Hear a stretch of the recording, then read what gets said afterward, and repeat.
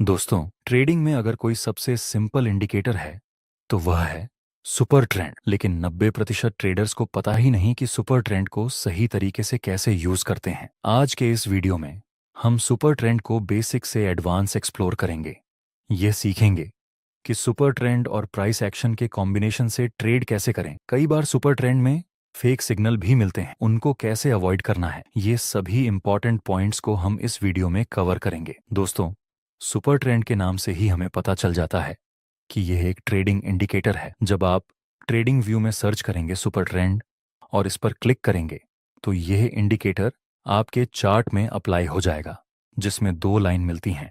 Green line को हम lower line कहेंगे और रेड लाइन को हम अपर लाइन कहेंगे। ये दोनों लाइनों का मतलब ये होता है कि जब प्राइस ग्रीन लाइन के ऊपर होती है तो हम इसे अपर ट्रेंड कहेंगे, और जब प्राइस इस रेड लाइन के नीचे होती है तो इसका मतलब ये कि ये एक डाउन ट्रेंड है। इसमें ट्रेड लेने की एक बेसिक स्ट्रेटजी है कि जब यह रेड लाइन ग्रीन लाइन में कन्वर्ट हो जाए तो इसका मतलब ये हुआ कि अब ये डाउन ट्रेंड खत्म हो चुका है और अपर ट्रेंड की शुरुआत हो चुकी है। तो बेसिक स्ट्रेटजी के अनुसार यह एक बाय करने का सिग्नल हुआ। इसी तरह जब ये ग्रीन लाइन रेड लाइन में कन्वर्ट हो जाए तो इसका मतलब ये हुआ कि ये अप ट्रेंड अब खत्म हो चुका है और डाउन ट्रेंड की शुरुआत हो चुकी है। तो बेसिक स्ट्रेटजी के अनुसार यह एक सेल करने का सिग्नल हुआ। इसको एक एग्जाम्पल से समझते हैं। यहाँ प्राइस नीचे आ रहा है और प्राइस इस सुपर ट्रेंड की रेड लाइन के नीचे भी है, तो यह एक डाउन ट्रेंड हुआ। नेक्स्ट हम देखें तो आगे सुपर ट्रेंड की रेड लाइन ग्रीन लाइन में कन्वर्ट हो चुकी है, तो अगर हम यहाँ बाय में एंट्री करते तो हमें एक अच्छा खासा प्रॉफिट मिल जाता। इसी तरह यहाँ पर प्राइस ऊपर की डायरेक्शन में मूव कर रही है और सुपर ट्रेंड भी ग्रीन लाइन के ऊपर है, मतलब ये एक प्रॉपर अप ट्रेंड हुआ। नेक्स्ट हम देखें तो सुपर ट्रेंड की ग्रीन लाइन रेड लाइन में कन्वर्ट हो चुकी है, मतलब अब यहाँ एक डाउन ट्रेंड की शुरुआत हो चुकी है। तो अगर हम यहाँ सेल में एंट्री करें तो हमें यहाँ भी बड़ा प्रॉफिट हो जाता। लेकिन दोस्तों, ये बेसिक स्ट्रेटजी है और 90% ट्रेडर्स इसको यूज करते हैं और लॉस करते हैं। जैसे कि यहाँ आप देख सकते हैं, सुपर ट्रेंड बार बार बाय और सेल करने का सिग्नल दे रहा है। यहाँ किसी भी जगह पर सुपर ट्रेंड ने ठीक से काम नहीं किया। अगर आप यहाँ सिर्फ सुपर ट्रेंड के बेस पर ट्रेड लेते तो बार बार लॉस करते, क्योंकि बहुत ही ज्यादा फेक सिग्नल मिल चुके हैं इसमें। सुपर ट्रेंड में ऐसे फेक सिग्नल मिलने के दो रीजन हैं। पहला, जब साइडवेज मार्केट हो उस समय सुपर ट्रेंड बार बार बाय और सेल का सिग्नल शो करता है।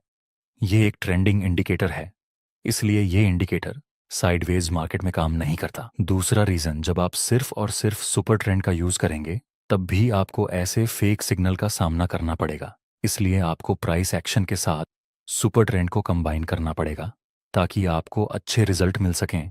स्मार्ट ट्रेडर्स प्राइस एक्शन के साथ इंडिकेटर को कंबाइन करके ही ट्रेड लेते हैं। चलिए समझते हैं प्राइस एक्शन के साथ सुपर ट्रेंड को कैसे कंबाइन किया जाए। ध्यान से देखिए, इस ग्राफ को अभी यहाँ मार्केट लोअर लो और लोअर हाई की फॉर्मेशन बना रहा है, मतलब प्राइस एक्शन के अनुसार ये एक डाउन ट्रेंड हुआ। ऊपर से प्राइस इस सुपर ट्रेंड की रेड लाइन के नीचे है, मतलब कि सुपर ट्रेंड के अनुसार भी ये एक प्रॉपर डाउन ट्रेंड है।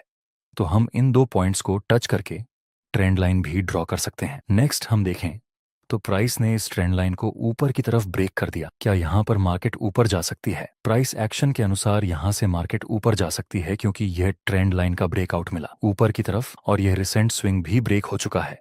तो हो सकता है कि यहाँ से प्राइस ऊपर की तरफ मूव करे, लेकिन ये जो ब्रेकआउट मिला उसमें ट्रेड लेने में एक बड़ी दिक्कत ये है कि हो सकता है कि ये एक फेक ब्रेकआउट हो। हम चाहते हैं कि कुछ और कंफर्मेशन मिले जिससे कि हम श्योर हो जाएं कि यह रियल ब्रेकआउट है। इसलिए हम एक्स्ट्रा कंफर्मेशन के लिए सुपर ट्रेंड का यूज करेंगे। सुपर ट्रेंड में भी यह रेड लाइन ग्रीन लाइन में कन्वर्ट हो चुकी है, यानी प्राइस एक्शन के अनुसार यह एक अप ट्रेंड है और सुपर ट्रेंड के अनुसार भी यह एक अप ट्रेंड हुआ। तो क्या अब हमें इस ब्रेकआउट में ट्रेड करना चाहिए? नहीं, हम रिटेस्ट का वेट करेंगे। नेक्स्ट हम देखें तो प्राइस इसी ट्रेंड लाइन के पास आता है और बाद में एक बुलिश कैंडल की फॉर्मेशन भी मिल चुकी है। और तो और प्राइस तो पहले से ही सुपर ट्रेंड के ऊपर ही है। अब हम बाय में एंट्री कर सकते हैं। स्टॉप लॉस रखेंगे यहाँ पर इस बुलिश कैंडल के लो से थोड़ा नीचे, और प्रॉफिट टारगेट कहाँ पर रखना चाहिए? इस रेजिस्टेंस के पास या फिर इस रेजिस्टेंस के पास। दोस्तों, इसमें हम प्रॉफिट टारगेट रखेंगे सुपर ट्रेंड के बेस पर।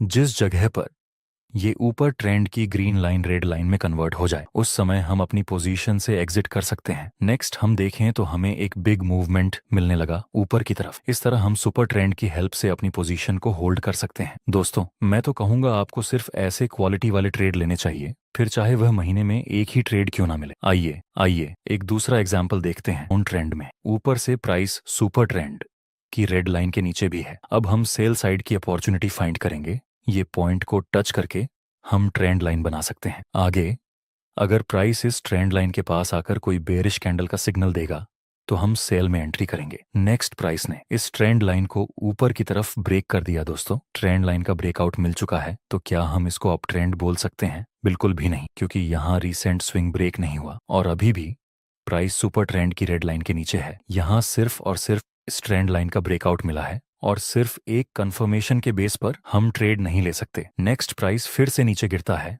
और यह सपोर्ट को भी ब्रेक कर चुका है। आगे प्राइस हल्का सा रिटेस्ट करने के बाद बेयरिश कैंडल की फॉर्मेशन बनाता है। अब हम सेल में एंट्री कर सकते हैं। यहाँ हम स्टॉप लॉस रखेंगे इस बेयरिश कैंडल के हाई से थोड़ा सा ऊपर और प्रॉफिट टारगेट को आप किसी सपोर्ट के पास रख सकते हैं या फिर सुपर ट्रेंड का यूज करके प्रॉफिट टारगेट को ट्रेल कर सकते हैं।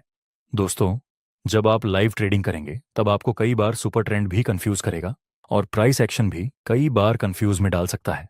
कैसे? देखिए, यहाँ पर प्राइस हायर हाई और हायर लो की फॉर्मेशन में ऊपर की तरफ मूवमेंट कर रहा है, सो ये एक अपर ट्रेंड होगा, राइट। लेकिन सुपर ट्रेंड कभी बाय का सिग्नल दे रहा है तो कभी सेल का, प्राइस एक्शन के अनुसार। तो ये बुलिश ट्रेंड ही है, लेकिन सुपर ट्रेंड हमें कंफ्यूज कर रहा है। सिर्फ इतना ही नहीं, आगे इसमें थोड़ी सी और भी कंफ्यूजन आ सकती है। हम ये दो लेवल को टच करके ट्रेंड लाइन बना सकते हैं, क्योंकि ये दोनों ही लेवल्स के पास प्राइस ने अच्छा खासा रिएक्ट किया था, सो हम ट्रेंड लाइन ड्रॉगी कर देंगे। ऐसी स्थिति में हमारा प्लान यही रहता है कि प्राइस इस ट्रेंड लाइन के पास आकर कोई बुलिश कैंडल बनाए, तब हम बाय में एंट्री करें। आइए देखते हैं हमें ट्रेड करने का मौका मिलेगा या नहीं। नेक्स्ट प्राइस ट्रेंड लाइन के पास आकर कोई भी बुलिश कैंडल नहीं बनाता है, बल्कि इस ट्रेंड लाइन को नीचे की तरफ ब्रेक डाउन करता है और प्राइस इस सुपर ट्रेंड की रेड लाइन के नीचे है। मतलब सुपर ट्रेंड के अनुसार भी यहाँ पर डाउन ट्रेंड हुआ, लेकिन फिर भी हम फिलहाल सेल में एंट्री नहीं करेंगे।